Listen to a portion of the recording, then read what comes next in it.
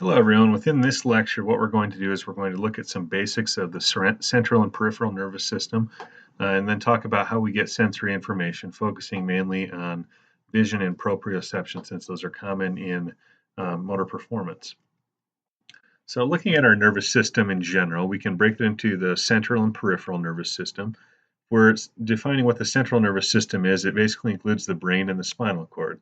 So this is where sensory information comes into the central nervous system, is integrated, and then we're processing that information and then sending a signal out to effectors or out through motor neurons to create a motor response, essentially.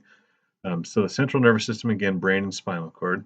The peripheral nervous system includes any and all nerves that link the body to the central nervous system. So throughout our entire body, we have an enormous network of nerves that link back. We can break all those nerves into two categories of an afferent and an efferent division.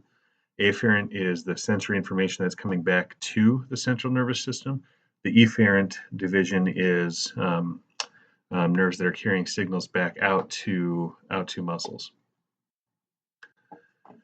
So when we think about where do we get our sensory information, there are a number of sources that we have.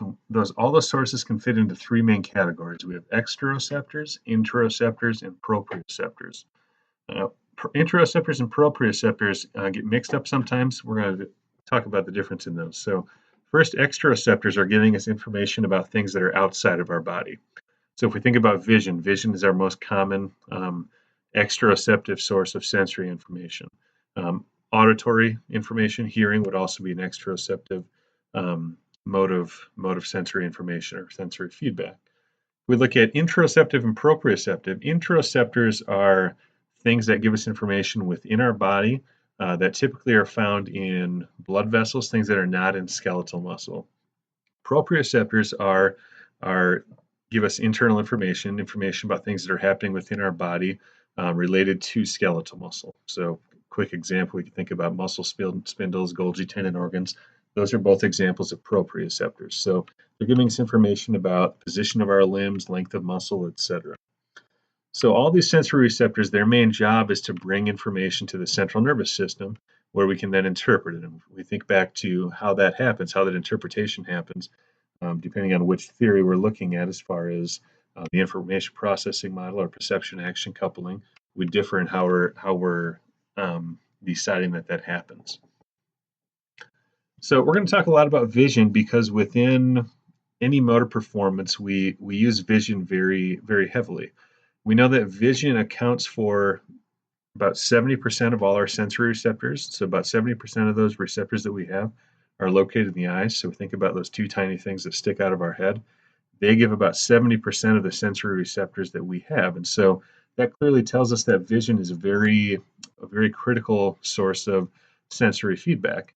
If we think about someone that has obstructed vision, a visual impairment, or is completely blind, clearly this is different for them. And so they would be looking at getting their sensory information from other dominant sources. But if vision is unimpaired, this is our main source of sensory information.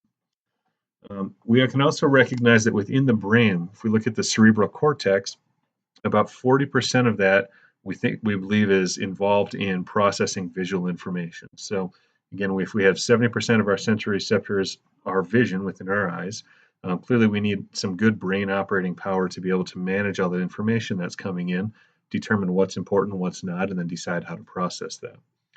An interesting area of research relates to sports vision. And so with sports vision, what we're trying to do is there's a number of ways that we can assess how do people use visual information. If I want to compare experts and novices, what are experts doing that novices are not doing? And what does that tell us about maybe how we could teach people how to more effectively use their vision? So it's a pretty interesting area of research. We're not going to go into too much depth in it here, but I just want to give that basic idea out there. So coming back to the eye, I put this slide up. We're not going to be testing on the anatomy of the eye, but we want to understand some basics of what we would see. So we have the basic structures. We have the iris, we have the cornea. We can see where light enters, traveling back to the fovea, the retina, and the optic nerve. And so basically, this is what we're seeing with the eye. And the eye, like we said, is one of our main sources of sensory information coming in. if we think about a couple separate neural pathways that are associated with different visual fields, if we look at our left visual field and our right visual field, we can see some different things coming in. If we look and follow the paths here, we have two distinct paths coming through in either way from either eye. And so when we look at those different pathways, what that tells us is we have different sources of information coming in that are being processed in different ways. And so what that primarily relates to, these two different visual pathways are sometimes called a ventral stream and a dorsal stream. And those two terms are more commonly associated with these next couple terms here, the focal and ambient vision systems. So if I'm looking at what is the focal vision system, the job of the focal vision system is to identify objects, see things that are happening. Typically, we're focusing mainly on the center of the visual field. So when we look at these two terms, focal and ambient vision, we want to make it clear that these are not the same thing as central and peripheral vision, but we do recognize that the focal system mainly relates to central information. So when I'm looking out, I'm identifying certain objects. So I'm looking straight ahead of me at my desk, and I see a scissors on the desk, and so I visually see that I've identified that's a scissors. I'm doing that with focal vision. Focal vision operates at a conscious level, so it's linked to consciousness under voluntary control, so I'm deciding what to look at. And we'd recognize that focal vision is not very effective if the lighting is low. So if it's very dark in a room, I can't see a lot, and my focal vision is not going to be very effective or reliable. Our second system then is our ambient vision system. Ambient vision is associated with the dorsal streams. If we look at those two different neural pathways on the last slides. The ambient system operates at a subconscious level, whereas the focal system operates at a conscious level, we said. And the main role of ambient vision relates to spatial orientation and localization. So understanding where my body is in space, understanding where other objects are in relation to my body. And so what we're doing with this, again, this is occurring at a subconscious level. This is going to give us information related to positioning of ourselves and positioning of objects around us. This can be useful in managing things like balance, dynamic balance, or static balance, because we're getting information about where we are. Remember, this is occurring at a subconscious level, and I'm then able to take that information and potentially make postural adjustments based on that information that's coming in. We look at ambient vision as serving both the central and peripheral visual field, and it tends to be a lot more stable under light.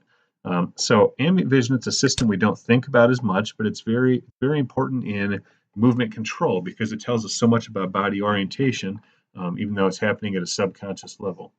So let me get this video clip open here quick.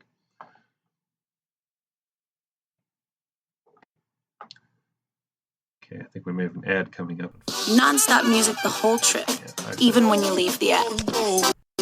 Non-stop music the whole trip, even when you leave the app.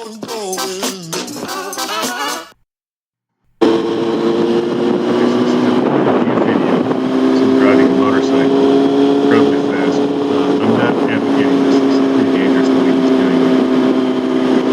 The reason I show this video clip is if I think about my focal and ambient vision systems, if I imagine myself on this motorcycle, I'm certainly using both systems. I'm using my focal vision to identify cars in front of me. I'm identifying red lights, green lights, road signs. But then I'm using ambient vision to identify a lot of other things. So my position in the lane when I'm doing something crazy like he's doing right now. I need to know how far I am from different lines. It's going to give my ambient vision system is going to give me an idea of how close I am to certain objects around me, like the other cars that are traveling here. And so my ambient vision system becomes very important in managing this task of driving at very high speed.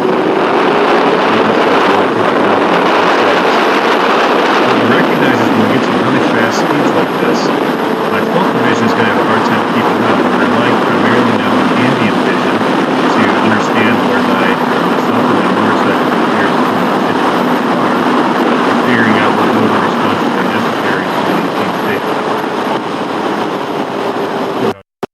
Recognizing that this person's insane is very dangerous.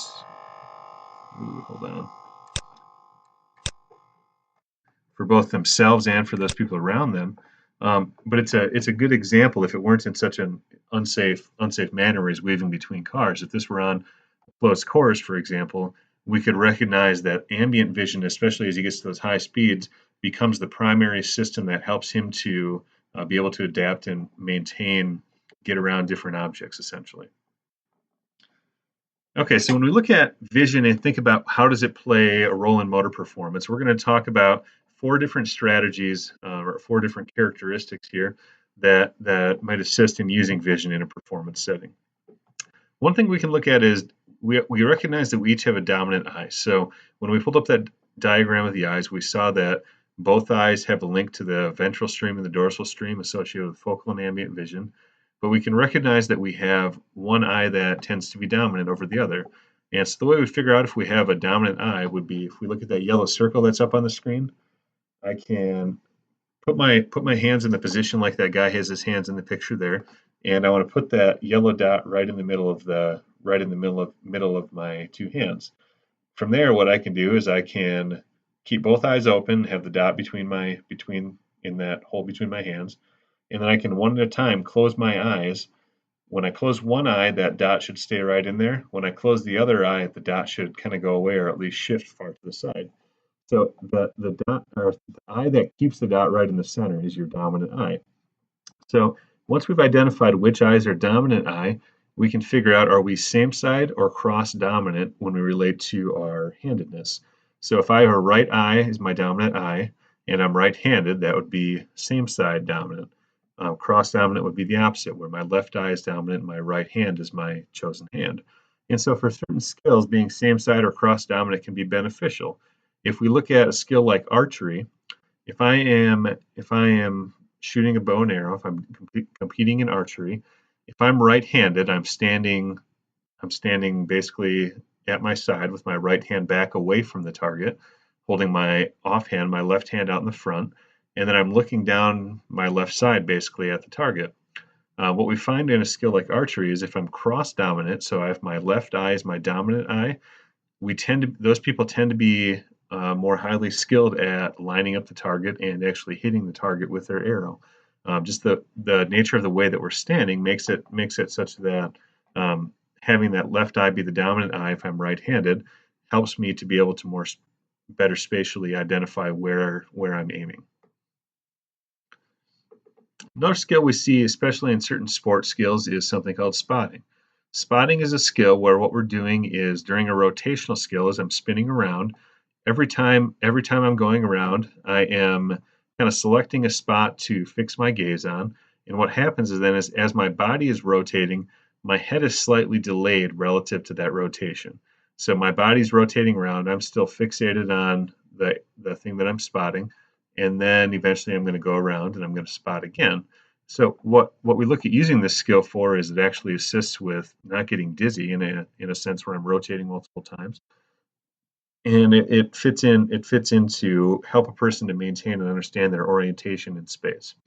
A similar thing, we can use this in diving, where every time if we're going from a high platform and we're doing 3 rotations, each time I go around, I can spot the water and make sure I'm still understanding the spatial orientation of where I am, what direction I'm traveling towards the water.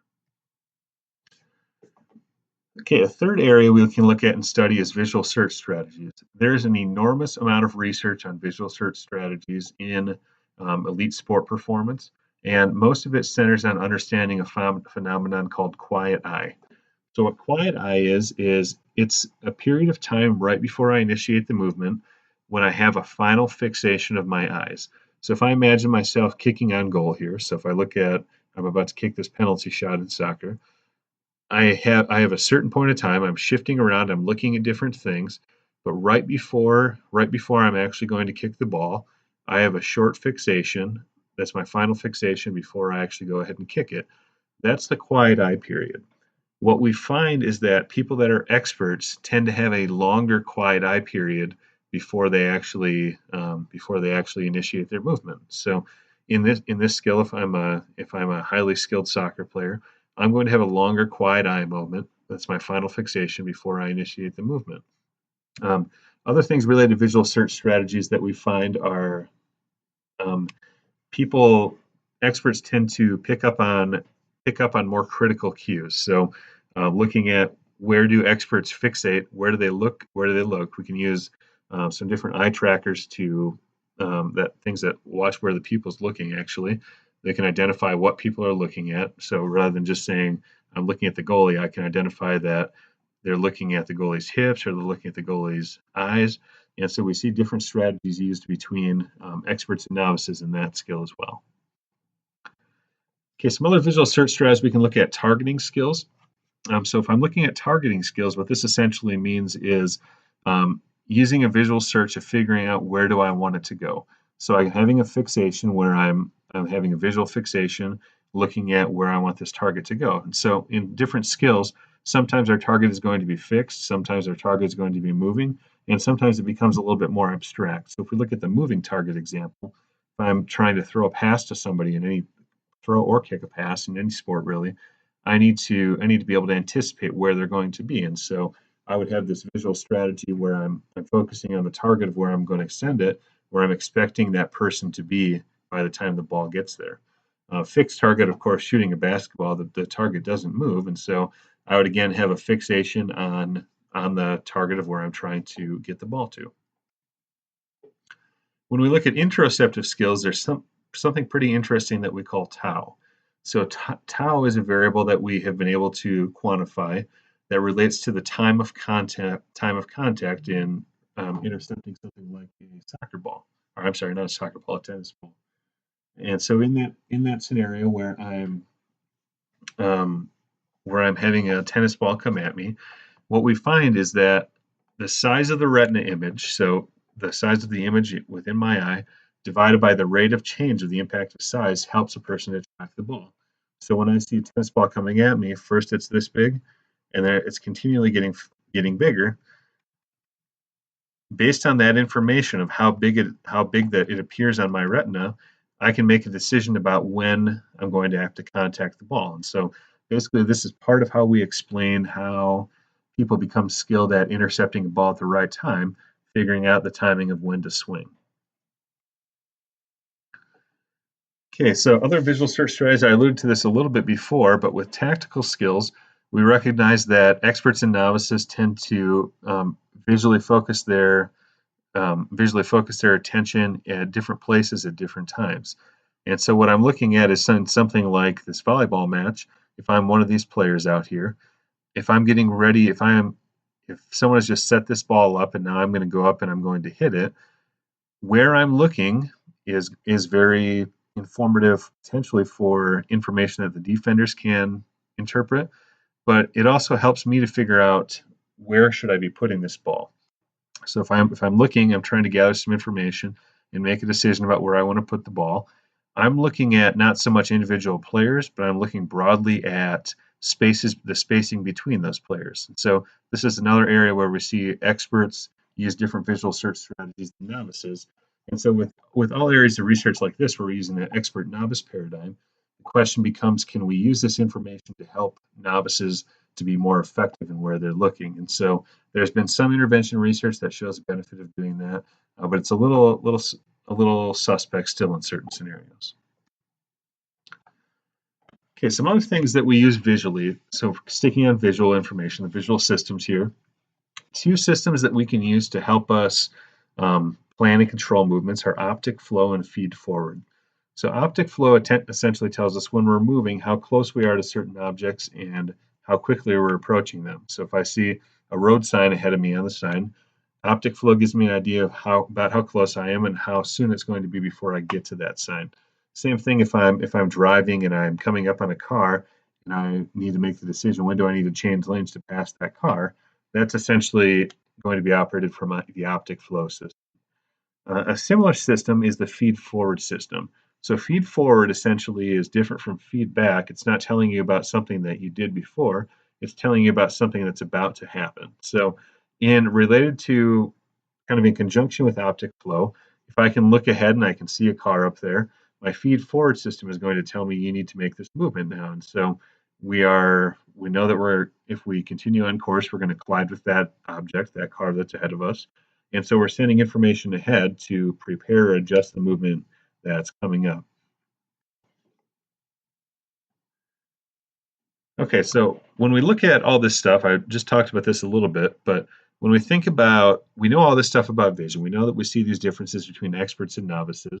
What we don't know all the time is how effective different training programs are. So there are a lot of different visual training programs out there that kind of tend to be systems that people are trying to make money. So the question comes up, if I'm trying to get better at visual search strategies in soccer and volleyball, in basketball and football, does looking at a bunch of lights on a board, watching those lights and then pushing buttons based on those lights moving, does that actually help me get better at my sports skill? The answer a lot of times is we'd probably look at something that's more specific to your skill being more effective, but because that's something that's portable that we can set up in a strength training room, in a gym, in a mental training center, stuff like that gets purchased sometimes because it's a new contraption that we think might be able to make us better. There can be some evidence of things like that working, but in reality, we're always trying to make things as sport specific as possible. If I'm trying to be or context specific as possible for looking beyond sport, to try to be effective. So when we're looking at all these things together, if we're looking at a tactical type sport, the things that we're trying to really develop are we want to figure out where should I be looking, can I detect certain patterns? Can I anticipate things that are going to happen? And can I improve my decision making skills? So, most of these things can be taught through typical practice techniques that we would use, sometimes by just directing their attention to certain things, using some video replay later on to help people learn how they might need to adjust. Something like that is probably going to be much more effective than a visual training system that is not specific to the sport or activity. Okay, moving beyond vision, then we can start to look at how does proprioception help us to move. So proprioception basically is a continuous flow of sensory information coming from different receptors regarding the movement and positioning of our body in our different limbs, essentially.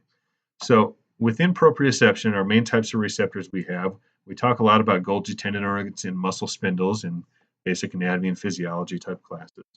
Some other things we can recognize, though, are joint kinesthetic receptors, things that are more sensitive to the movement at the joint, and the vestibular apparatus, which is going to give us some sense of body orientation and equilibrium.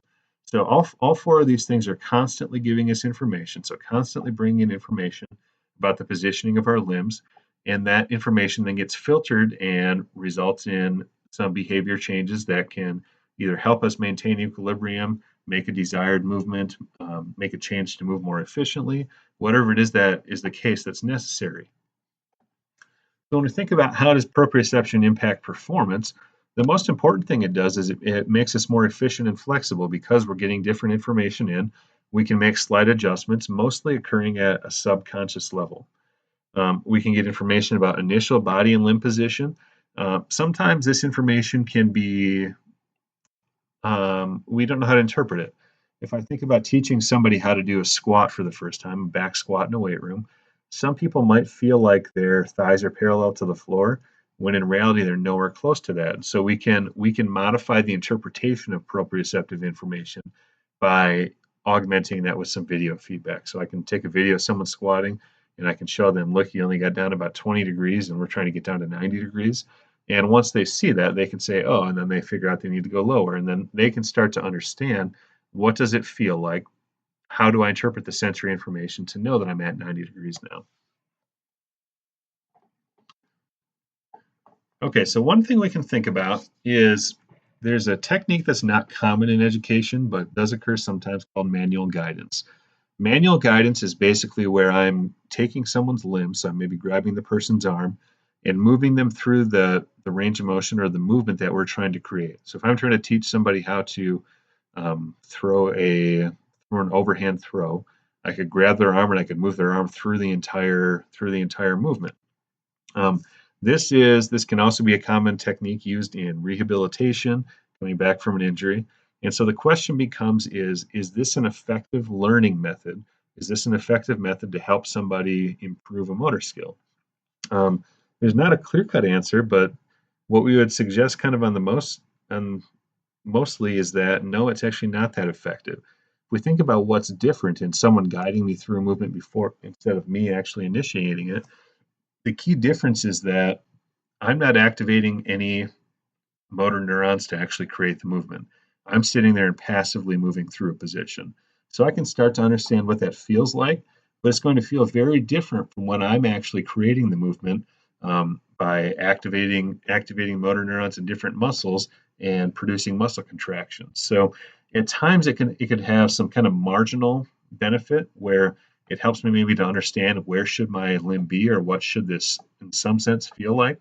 But we'd recognize we'd very quickly want to move to the person trying to initiate that movement and then getting some feedback about what they're doing right, what they're doing wrong to try to redirect the movement as opposed to just sticking with the manual guidance. An area where a lot of this stuff comes together for thinking about vision and proprioception is thinking about how do we maintain and control our posture.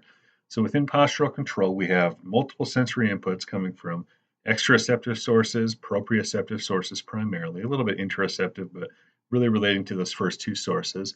And we're getting information into the CNS about where the body is in space.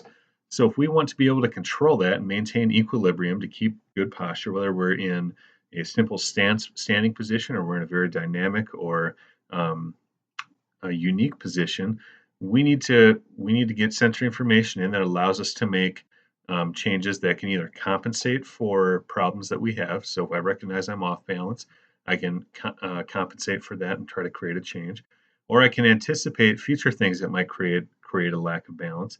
And before that happens, I can send out a signal that's going to try to make a correction to anticipate that change. So we have a couple ways of either adjusting to current problems or anticipating future problems and sending signals to try to maintain postural control.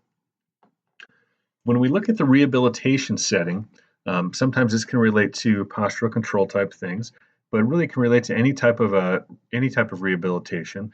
When I'm coming back from an injury, something I need to do sometimes is reestablish effective proprioception. So if there might be times where I am not able to effectively detect different things about positioning of my limbs, feelings, sensations, where for some reason due to the injury we don't have effective proprioception anymore. And so one thing we look at within our rehabilitation is figuring out how can we reestablish that. Sometimes it is through actually using different things to stimulate muscle, so things like e-stim. Sometimes it's through using EMG feedback to understand externally, get the idea of through watching a monitor, when is this muscle activation happening? So if we can reestablish proprioception, we can get that limb or that injured body part back to operating in a more functional way where we can come back to the subconscious level and make movement adjustments subconsciously because of that proprioceptive information that's coming in. This is just back to some basics. So if we look at where's this information coming from our brain down through the spinal cord out to the periphery, we have again these descending and ascending motor pathways. So ascending is afferent information coming in, descending is efferent information going back out to effectors. So looking at those a little bit more, the ascending pathways, where does that occur? We have the spinal thalamic and posterior or dorsal column pathway is the pathway within our spinal cord where that information is coming up. And then we would have going back down, the pyramidal and extrapyramidal pathways is where motor neurons are the pathways that would take information back out to the periphery. That's where that information would be going. So in that sense, we think about a lot of these things happening in conjunction with the brain, and that certainly does account for a lot of our movements. But we've talked a little bit in class about spinal reflexes also. So we can look at spinal reflexes being an automatic or involuntary response to a stimuli. And so the reflex arc is basically the pathway where the information is coming in and going back out. Two types we're going to look at quick on the next slide is a monosynaptic and a polysynaptic example. So a monosynaptic reflex loop is essentially there's sensory information coming in into the spinal cord and out to a motor neuron in that same muscle. So we have sensory information coming in from this muscle and then going to a motor neuron to activate back in that same muscle. So that's a monosynaptic reflex loop. polysynaptic, or in this one, a particular example is the withdrawal and crossed extensor reflex arc. What I'm seeing here is I'm gathering some sensory information from my left foot here. So as my left foot is leaving the ground, I'm recognizing something. Maybe I'm stepping on something that feels like glass. I'm going to send a signal back. That signal is going to be processed in here, go through an interneuron, and then go down and activate a motor neuron in a different muscle. So, but what I'm doing here is I'm recognizing something I don't want to step on. And so then the opposite leg is going to take a larger step to avoid whatever it is that what we're seeing. So it's just a different type of a reflex because it's activating a motor neuron in a different muscle than where we brought the sensory information from. So when we look at, last thing we'll look at here is just damage to the spinal cord. And this is very, very cursory. We're not going into any type of depth on this. We'd recognize that damage to the spinal cord is going to influence both sensory information coming in and motor information going back out to create a response. And so if I have a complete spinal cord injury, complete lesion, for example, that is going to result in I'm no longer able to process information. I'm not able to send information back out. If I have an incomplete injury, what I would recognize is the effects of the injury are going to depend on the area of the spinal cord where it's occurred. So generally, we can recognize that higher up in the spinal cord the injury occurs, the more serious and the less function that we tend to have.